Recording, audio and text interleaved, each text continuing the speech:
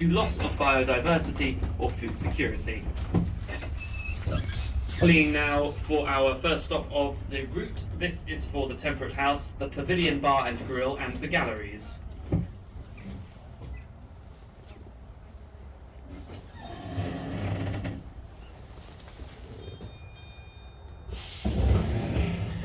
And moving off again now.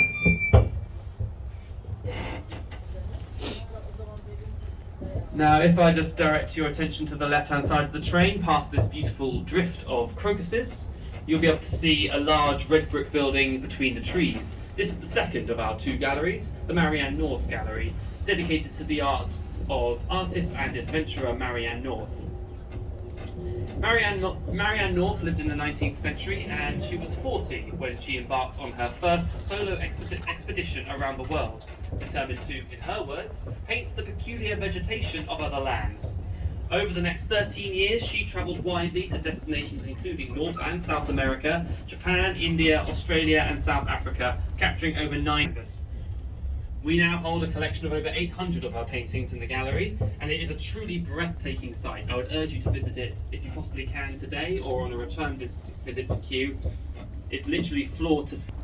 She was a really remarkable woman. Not only was she completely untrained as an artist, she also embarked on her expeditions on her own at a time when this was highly unusual and indeed taboo for a woman to do so.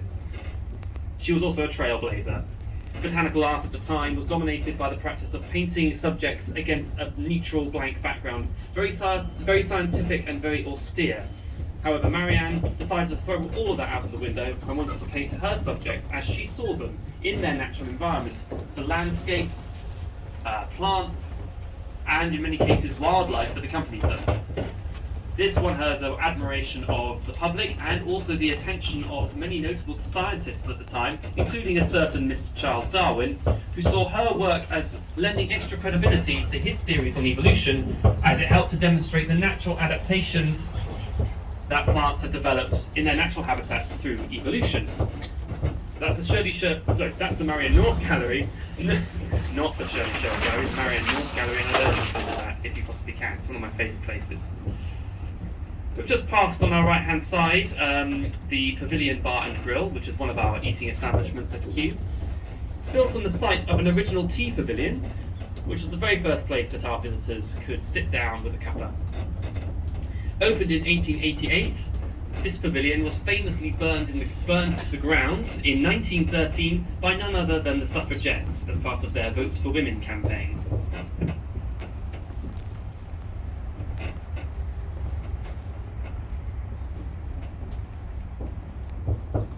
And just coming up on the right-hand side now is a beautiful view down the Chinese Grove with Great Pagoda in the background. Since the mid-18th century, Kew has been involved in collecting and planting Chinese flora. And at the heart of our current relationship is the seed banking partnership with the Kunming Institute of Botany in Yunnan.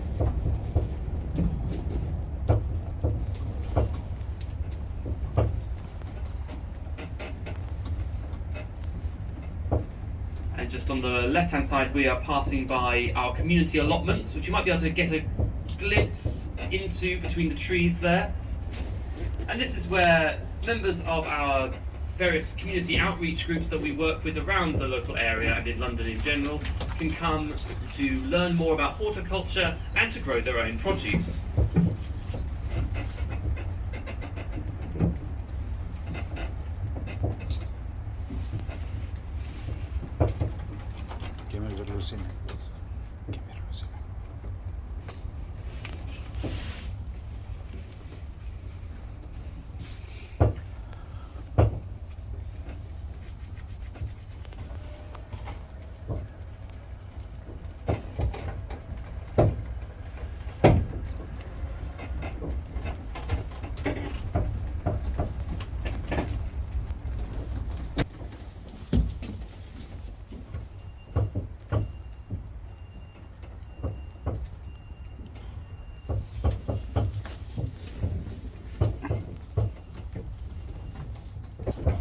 You'll see a lot of drifts of crocuses around the gardens at the moment. This is very much their time of year. As well as you can see on the right hand side, daffodils just coming into bloom. And this is very much one of my personal favourite times in the gardens. It's beautiful throughout the year, but it seems every week there's something new to see and something new that's growing or coming into bloom. We're just approaching the Great Pagoda now. We'll just take a moment here to stop at this next stop, which serves the pagoda Lion Gate and the Japanese Garden. This is also a very good photo opportunity if you're that way inclined. The Great Pagoda was designed by Sir William Chambers for the royal family and completed in 1762. Just moving off again now.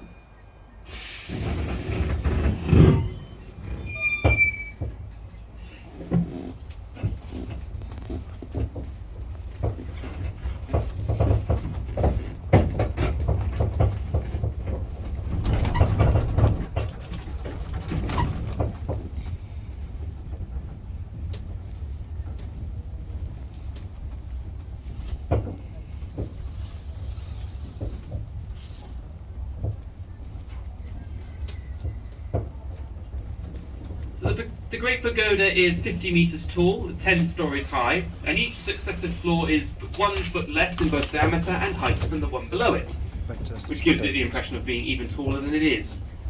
It was completely restored in 2018 to its original 18th century splendour, including the 80 dragons which originally adorned the roofs.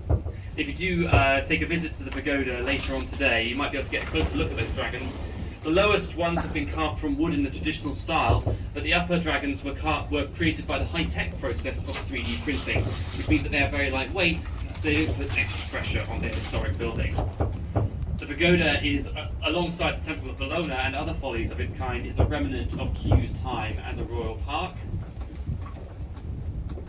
and it remains one of our most iconic structures. Of course, the pagoda is designed to replicate a traditional Chinese pagoda, and we're going to take a journey now from China to Japan, because if you look on the right hand side you can see our Japanese garden, where late 16th century Japan is evoked by small tea gardens of peace, activity and harmony enclosing a symbolic miniature landscape.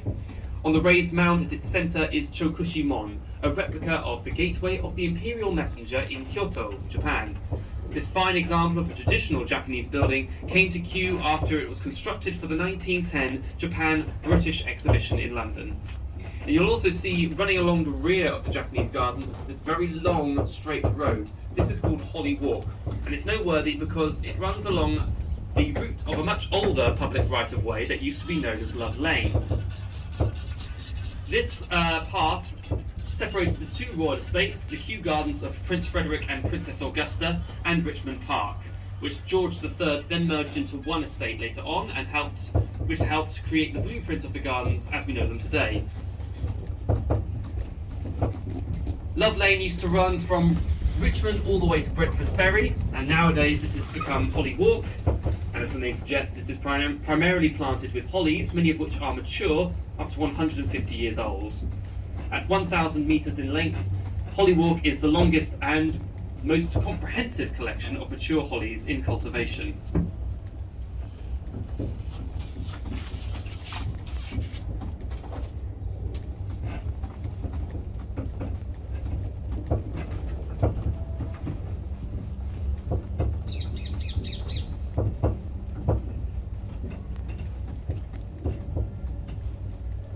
Now, as you can see, the tree cover is a bit thicker in this end of the gardens, and the trees are definitely encroaching closer to the path.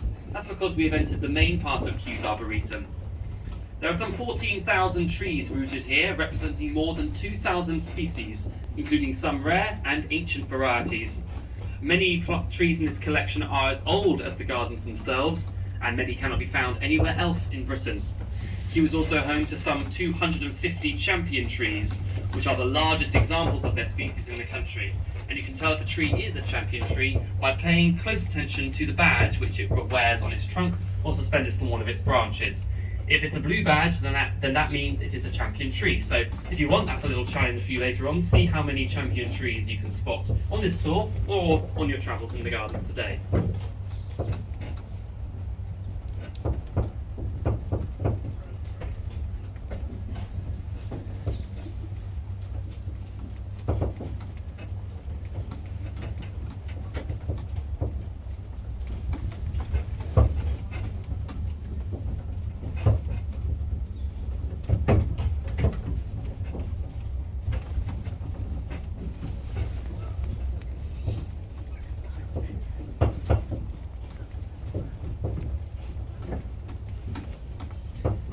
And now we are going to get a taste of the wilds of North America. This is another one of my personal favourites, by the way. This is the Redwood Grove, and you will shortly see on your right-hand side a towering mix of coastal and giant redwoods that thrive here in our gardens. The tallest tree in the whole of Kew Gardens is a coastal redwood. At 40 metres tall, it's as high as a 13-storey building. But they can grow to even more colossal sizes in the wild. I'll just bring your attention down to this paved area here, which actually measures the width of the average trunk of a coastal redwood. Put that into context, the tallest tree in the whole of Kew Gardens is on our right-hand side now, which is a massive tree in its own right, but as you can see, it's actually quite small in comparison to how big they can grow. Not only are they colossal in size, but they're also incredibly long-lived trees. Some examples in the wild are estimated to be between 2,500 and 3,000 years old. To put that into context again, our tallest and oldest redwood is a mere 150 years old, so very much a baby, although a massive baby, admittedly. Redwoods are also supremely well adapted to their environment, where small, frequent forest fires are common.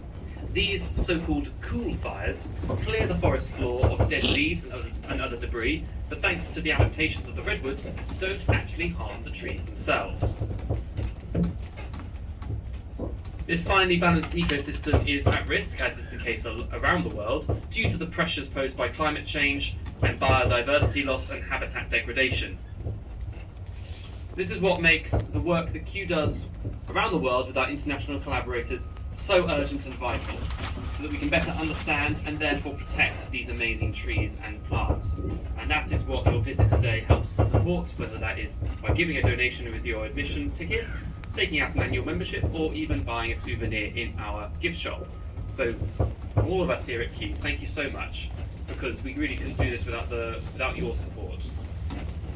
But we've moved on a little bit now in the Arboretum. We have now entered the Pinetum, which is an area of the Arboretum dedicated to evergreen pines and conifers.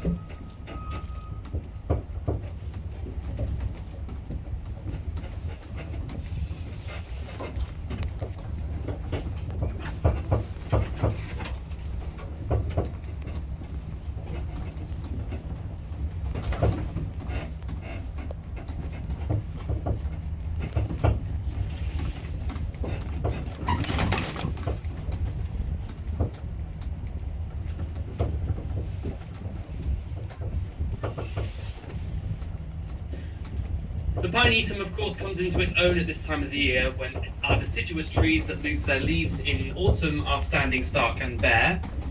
For example, this beautiful lacebark pine on the right-hand side, its evergreen hues of the pine needles, and of course the ghostly white colour of its bark stand out in stark contrast to the greens and dark colours around it.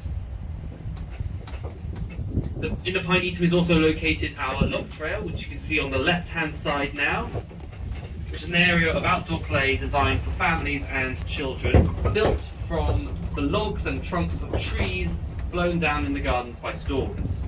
Obviously, this does happen from time to time, which is very sad, but they do get a second lease of life as part of our log trail.